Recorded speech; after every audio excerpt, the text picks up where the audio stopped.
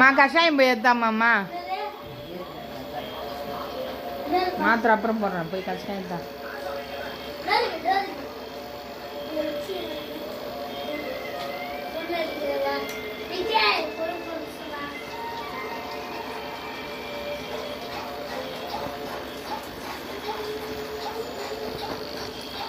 கிட்ட வா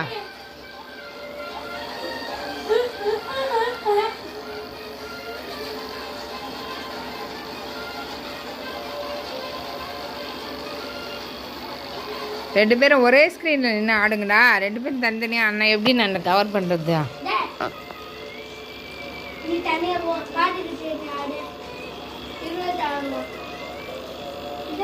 நீ அம்மா